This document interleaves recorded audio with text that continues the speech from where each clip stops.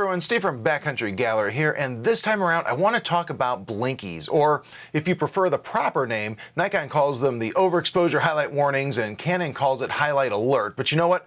We're just going to call them Blinkies because pretty much every brand has something like this. Also, I realize this is kind of a basic tip, but there's actually more to Blinkies than many people realize, so let's go ahead and take an in-depth look. So what exactly are Blinkies and why should you even care? Blinkies are actually pretty simple. They show you the areas of the image that are so overexposed they no longer contain any detail and have become a pure, detailless white. When the camera detects these blown/clipped pixels during playback, it flashes them at you like what you see here with this egret photo. The areas that you see flashing are pure white with no detail. For comparison, here's the same shot exposed just at the edge of clipping with no Blinkies. In short, Blinkies show you the areas of the image that are severely overexposed and potentially unrecoverable even for raw shooters. First though, why is this so useful?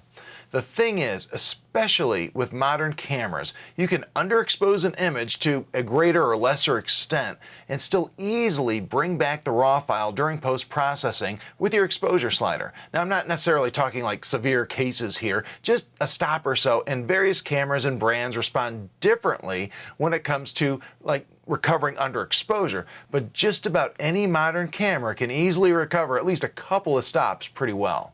However, if you truly clip the highlights in an image, that information is gone and you simply can't recover it no matter how hard you try, and that's a huge issue. Take this image for instance. I had the camera manually set for an area that was in much dimmer light and ended up accidentally overexposing this tricolor heron when he flew into the sun. Even though this is a raw file, you can see that there's just no way to recover the overexposed detail with my raw processing software. It's been clipped and it is completely lost, and it is showing up here pure white without any detail. The problem with detailless white is that we very seldom see areas in real life that are a flat detailless white, and it looks amazingly unnatural to our eyes. After all, we don't walk out and see white clouds of blank white areas like the image you see here. We see white clouds with detail. The same goes for just about any highlight area we encounter in the real world, other than extremely bright light sources like maybe the sun or a spotlight or something like that. For those types of images, I don't worry too much if I see a little bit of clipping. Okay, now I know what you're thinking. What about the dark areas? Aren't we just as worried about those? Not at all, since we routinely look into areas that are dark with no detail in the real world. Bright with no details is the real problem. So in my opinion, the biggest exposure sin a photographer can commit is to blow highlights that should contain detail. In my experience, as long as I don't clip highlights, I can usually tweak the exposure in Lightroom as long as the exposure is reasonably close. So that's why I love to use Blinkies. One quick glance at the LCD and I instantly know if I'm clipping my highlights and need to make a correction. And the truth is, in the field, this is what I see most of the experienced photographers doing as well. So why not use histograms? Well, I do at times, and I even have a video all about it. I'll put a link to that video in the card above. However, what I like about Blinkies is I find them faster to use. Although the LCD on the back of the camera isn't perfectly accurate for determining exposure, I can easily tell if my exposure is at least, in the ballpark without the histogram. And with Blinkies enabled, I can also see with a quick glance if I'm clipping any highlights and if I need to make a quick adjustment. I prefer this to trying to study a histogram in a fast-moving situation. In addition, I find it far easier to spot a tiny area of Blinkies than to try to determine if a handful of pixels might be stacked up against the right side of the little histogram on the LCD screen or not.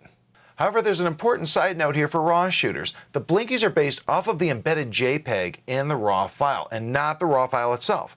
In addition, that embedded JPEG is based on your currently selected picture profile, and if you have one of the more contrasty profiles chosen, like Vivid for example, it will show Blinkies much sooner than the tamer profiles will, leading you to believe that maybe you clipped highlights when you really didn't. For a closer but not perfect match to your RAW file, you can choose flat or neutral, although those profiles really do look tall on the back of the camera. I personally just use standard or auto for a nice balance, but I encourage you, as always, to use what works best for you and for your photography. Anyhow, since the RAW file contains far more information than the JPEG, you can often still recover areas during post-processing that were blinking at you on the back of the camera in the field, especially if you're at a lower ISO. As a very general guideline, if you're facing just a very small area showing blinkies, you're perfectly fine to go ahead and assume you can recover them. Now for large areas with like massive blinkies flashing at you, you'd best drop the exposure a bit. I never worry if I'm within like a half a stop or so between like seeing blinkies and not seeing blinkies using the standard picture profile. Now all of that said, if you're a JPEG shooter, you can safely assume that any blinkies that the camera shows you are truly clipped. Now how about setup? Super easy.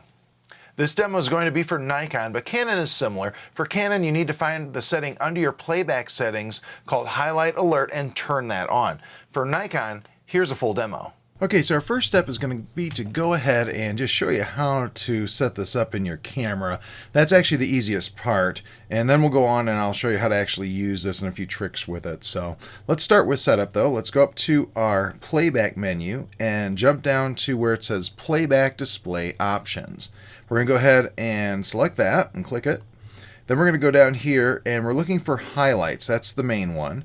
And I'm going to go ahead and just press the right hand side of my multi-selector, and that's going to go ahead and check that box for us. I'm also going to do that for the RGB histogram because there's a way to see your highlights in there, your blinkies in there, and I want to show you how to do that. Once you have those two checked, just click OK.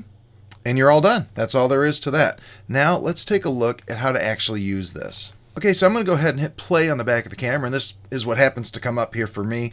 I'm going to go ahead and hit the bottom of the multi-select button here and just go through until I come across the one that says highlights, and that's this one right here. Obviously, we have some clipping here, so we have some blinking going on. Now, if you don't have any clipping, the highlight screen isn't going to blink anything at you. It's just going to look like a normal picture. But if you do have something that's clipped, it will blink at you like this.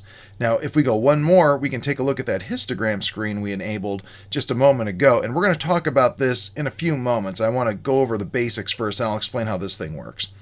So, anyhow, we have this, and you can see he's blinking over here, but there's some stuff here you need to know. Now, by default, the camera will show you blinkies based on the luminance histogram for the image, which of course is made up of a combination of the red, green, and blue color channels. However, there is a catch. The camera will typically only flash you a blinky if 2 of the 3 channels are clipped. When just a single channel is clipped, I've really never had the camera alert me. It doesn't blink at me like that. It has to have 2 channels.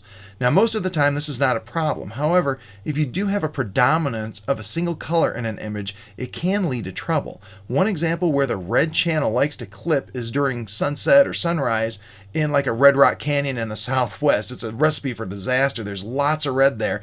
And if just the red channel is clipping, though, the camera may not show it to you through the normal blinkies.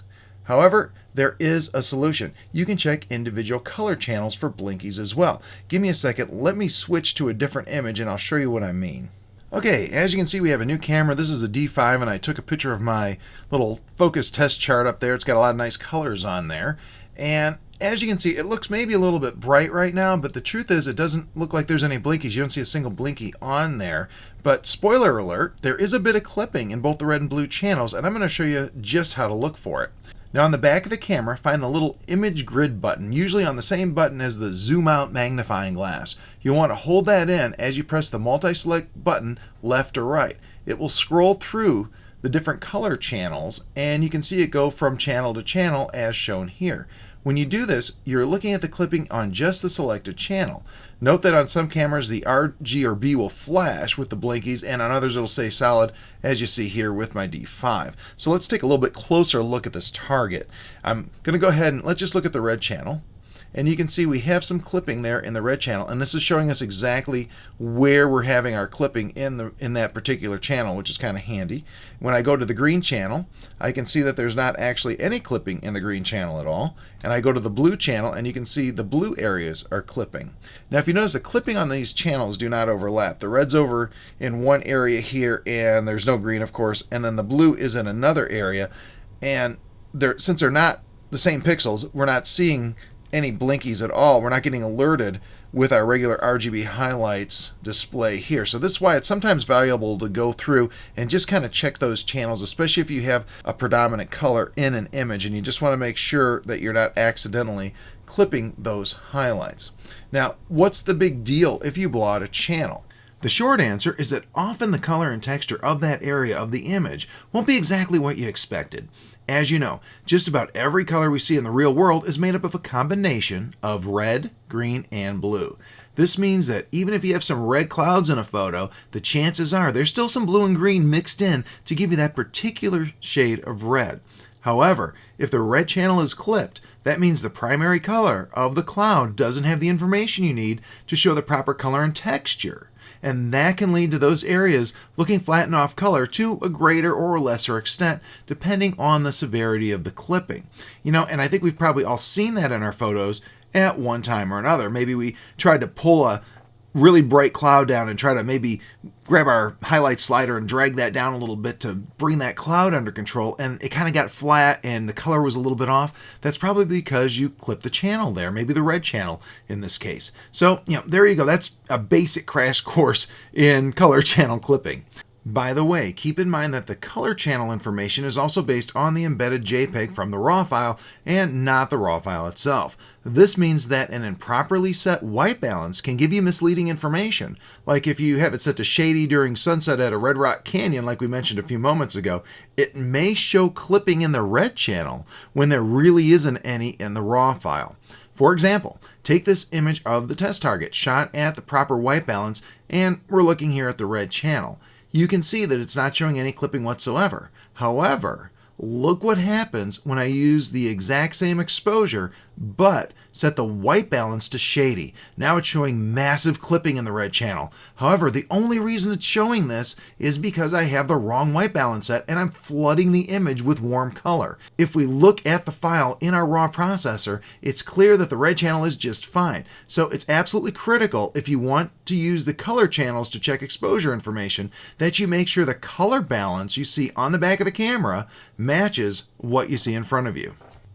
Also, keep in mind that since we aren't really looking at the RAW file in the back of the camera, but just the embedded JPEG, that even if we do see a bit of clipping in one of our channels, and even if the white balance is correct, there's still a good chance everything is absolutely fine with a RAW file. Remember, embedded JPEGs are only a guide, and they don't have all the information that the RAW file does. When I see a tiny bit of channel clipping, I don't even give it a second thought when I'm shooting RAW. Massive channel clipping, on the other hand, yeah, that gets my attention. Anyhow, once you're done, note that the highlights display here will kind of remember where you left off. So if you happen to leave off on your red channel, that's all that's going to show you from now on until you go back to the whole RGB one. So make sure you reset that back to the full RGB, again, by pressing that demagnify button, and just the right side of the multi-select button is fine. All right, let's go ahead and talk about that histogram screen I had promised to discuss earlier. Gonna jump over to that, and as you can see, we have our little thumbnail image on the left here. And if I press the zoom out button and press the right side or left side of the multi-selector, I can go through the different color channels, and you can see the little box highlight around them there.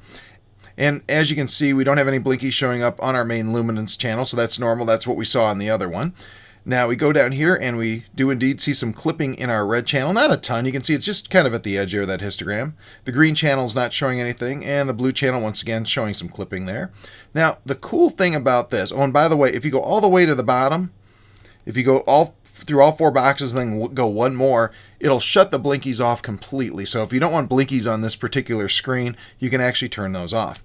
So I'm going to go ahead and go back here. I just want to talk about something really briefly here, but kind of important.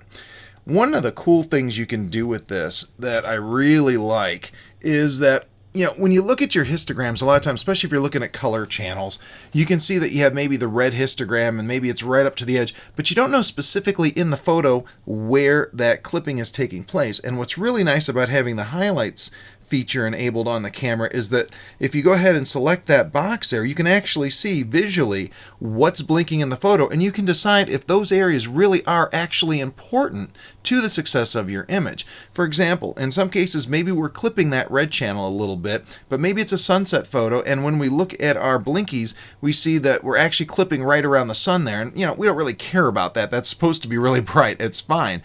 But on the other hand, if we had a little rock or something in there and we want to have have the texture and the color correct on that rock, but it's blinking at us. We know that we're a little bit too bright, and we need to back the exposure down, either with exposure compensation or manual exposure. The same way we would if we saw Blinkies with the regular luminance histogram, we would reduce our exposure to compensate.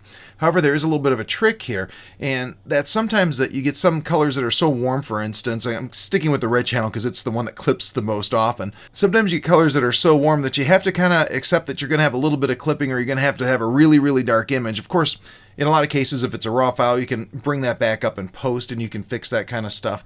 But as far as having an image of proper brightness on the back of the screen, sometimes you have to compromise a little bit and let a channel clip a little bit in non-critical areas and not worry about it too much. But if you see massive clipping in areas that are important, you better reduce that exposure. So that's pretty much it. I hope that has clarified some of this stuff for you. So there you go. Again, this is my preferred way to check exposure, especially in a fast-paced scenario. It's quick, easily, and it gets the job done.